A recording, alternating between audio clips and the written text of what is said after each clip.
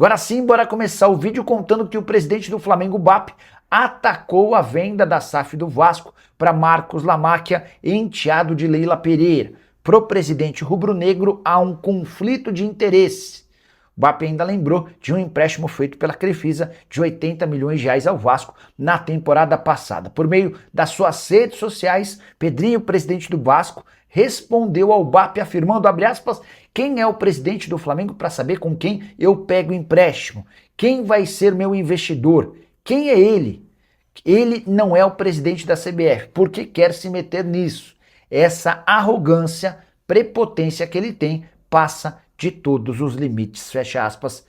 Nesse debate entre o presidente do Flamengo e do Vasco, você tá de que lado? Já usa o espaço para comentário e registra a sua opinião, beleza? Bora falar que John Textor foi afastado da SAF do Botafogo, decisão tomada na noite dessa quinta-feira pelo Tribunal Arbitral da FGV.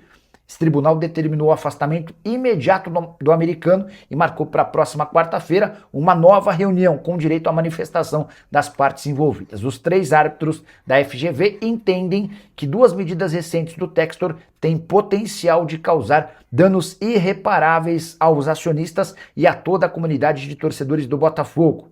Quais são esses dois motivos? Processo de recuperação judicial aberto nos últimos dias, além da transferência da participação societária da Eagle para uma empresa nas Ilhas Caimã de forma absolutamente irregular. O Textor quebrou uma série de protocolos ao fazer essa transferência e, diante disso, ele está afastado de forma imediata. Pedido de afastamento havia sido feito pela Eagle Bidco. Importante registrar ainda que a decisão não cita quem fica no comando da SAF nos próximos dias. Na teoria, esse lugar passa a ser ocupado por Danilo Caixeiro, que funcionava como uma figura logo abaixo do John Textor. Através das redes sociais, o Textor se defendeu, acusando o Grupo Ares de fraude. Abre aspas para o americano, recebi a decisão com muita serenidade e respeito pelo tribunal, mas foi uma decisão baseada em informações incoerentes e enganosas apresentadas pelos advogados da Ares. Só para completar, não queria estar na pele do torcedor botafoguense, porque além dessa briga pelo poder, ainda há uma dívida de 2 bilhões e 700 milhões apenas com a SAF, sendo que desses 2,7 bi, 1,6 bi precisam ser pagos em no máximo 12 meses. Já o Vasco da Gama é mais um clube brasileiro interessado em Vitor Sá, atacante que vive os últimos meses do seu vínculo com o Krasnodar.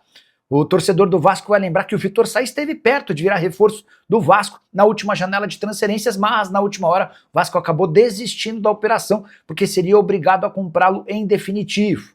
O fato de estar praticamente livre e já pronto para assinar um pré-contrato pode acabar ajudando o Cruz Maltino com as lembranças de que Botafogo e Corinthians também estão de olho no atleta. Já a Justiça do Rio de Janeiro condenou o Lyon a pagar 122 milhões de reais ao Botafogo. Essa primeira de duas ações movidas pelo Botafogo contra o seu parceiro dos tempos de Eagle Football. A soma das cobranças é de 745 milhões de reais. Quero fechar o giro de notícias para contar que Evander, ex-jogador do Vasco, se tornou o maior artilheiro brasileiro da Major League Soccer em todos os tempos. Ele marcou nessa semana mais um gol, chegando a 43 e superando o Elton, ex-jogador do Fluminense, com 42 gols. O Brasil é apenas o sexto maior favorito na Copa do Mundo, com míseros 6% de chances de título, pelo menos de acordo com o supercomputador da Opta Analyst. Esse computador é bem respeitado mundo afora por conta dos cálculos e previsões baseadas em chances matemáticas. Queria trazer todos esses números para que você opine se concorda ou discorda em relação a essa projeção.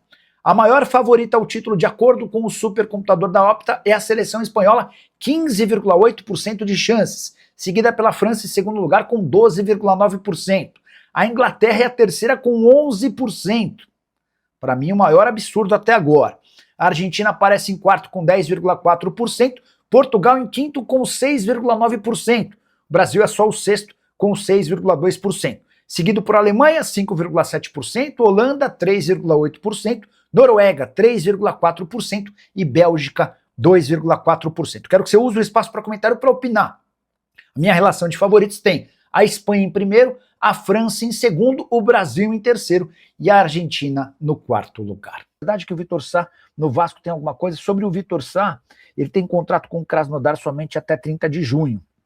Atacante de lado de campo, que já jogou no Botafogo, titular absoluto no Krasnodar, tem salário alto na Rússia.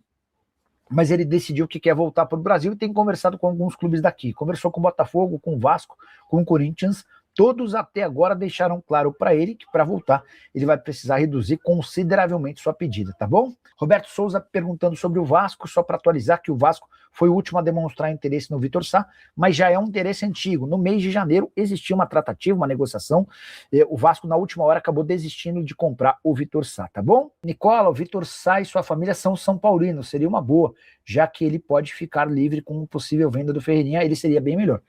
O grande ponto é que o salário dele é alto, ele ganha lá no Krasnodar acima de R$1 milhão por mês, e os primeiros clubes para quem ele foi oferecido, o Vasco, o Botafogo e o Corinthians, se assustaram com o preço, tá?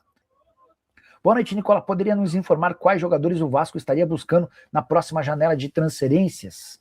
Claudio Honor, o Vitor Sá é o mais recente nome apontado, mas a grande verdade, para ser bem preciso, o Vasco está passando por um processo extremamente importante que é de mudança de dono.